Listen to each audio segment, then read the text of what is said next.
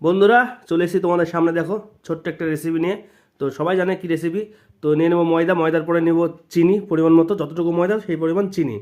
তার সাথে যাবে লবণ, লবণটাও পরিমাণ মতো নেবেন, মানে খুব লবণ দিলে ভালো লাগবে না বেশি। তারপরে পরিমাণ মতো তেল দেবেন, তেলটা চারিদিকে ছিটে দেবেন। এইভাবে ছিটে দেওয়ার পরে কী করবেন বলুন তো, ব্যাস শুরু করে দেন। এদিক ওদিক এদিক ওদিক ময়াম দেন ময়দাটাকে, ভালো করে ময়াম দেওয়া হয়ে যাবে। তখন দেখবেন ঝরঝর ঝরঝরে ভাব।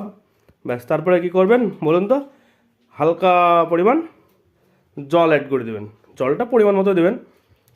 তো জলটা যখন দেওয়া হয়ে যাবে তারপরে শুরু করে দেবেন কি বলুন তো, যার পরে যত রাগ আছে ব্যাস চাপুন তুলুন, চাপুন তুলুন, আর শুরু করে দিন।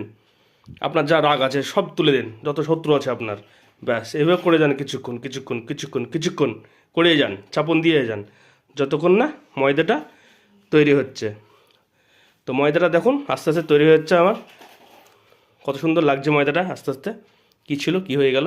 এই তো ছেলেরা সব পারে, এমন কোনো কাজ নেই ছেলেরা পারে না। তো চলো রেডি। তো গুটি দেখো ময়দার গোল গোল করে নিয়েছি।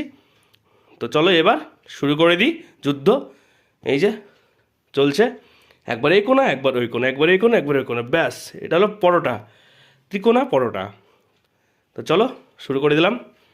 ব্যাস পরোটা দেওয়ার পরে হালকা পরিমাণ চারি সাইড দিয়ে হালকা পরিমাণ তেল যাবে। তেল দেওয়ার পরে পরোটা হালকা হালকা এপিট ওপিট এপিট ওপিট করতে থাকবেন। ব্যাস তখন পরোটা হালকা হালকা লাল লাল হয়ে যাবে, তোরা হালকা পরিমাণ তেল দেবেন, দেখবেন পরোটা ফুলে উঠে পড়েছে, ওপর দিকে ফুলে উঠে পড়েছে। ব্যাস দেখুন পরোটা আমার মোটামুটি রেডি।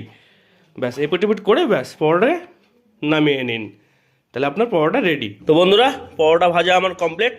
তো গরম গরম পরোটা, তার সাথে আছে রসগোল্লা, আর তার সাথে আছে বাঁধাকপির ঝাল মটর দিয়ে, ছোটো ছোটো আলু দিয়ে আছে। তো দেখি টেস্ট কেমন হয়েছে।